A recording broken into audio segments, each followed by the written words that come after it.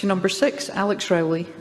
Thank you, Presiding Officer. To ask the First Minister what action the Scottish Government plans to take to support teachers with the challenges they face in light of the reported concerns from teaching unions that there is a culture of fear and anxiety across Scottish education.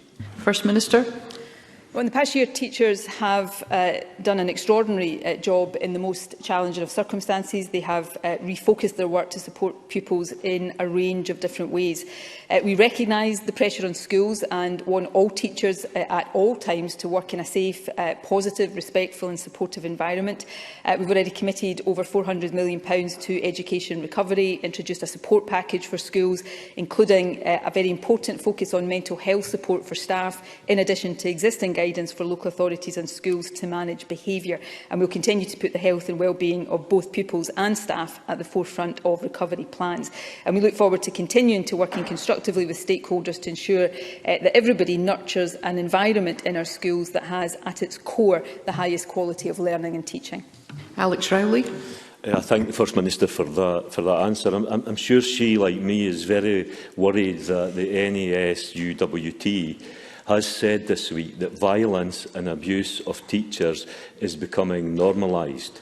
They also revealed that a union survey found 53% of teachers considered leaving the profession in the last year feeling demoralised, unsupported and unrecognised.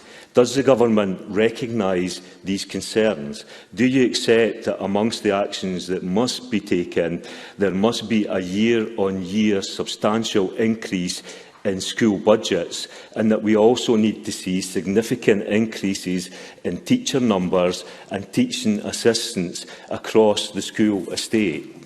First Minister.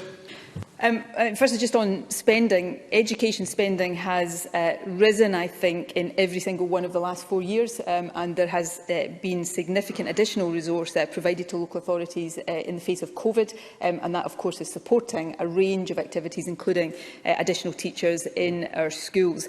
Of course, I recognise the concerns of teachers and so many others after what has been the most difficult, challenging, bruising in many respects of years, as we have all in different ways had to cope with the implications of COVID. And it's really important that we both understand, listen to that and respond in a variety of different ways. No teacher should have to suffer verbal or physical abuse in school, and nobody should ever accept violence becoming normalised in our schools. And I'm sure the Education Secretary will be more than happy to discuss these concerns in more detail with the trade union concerned. It is really important that we support teachers in a range of different ways, and we are doing that, and we will continue to talk to teaching unions about what more can be done to support teachers as they do the very important job they perform on behalf of all of us.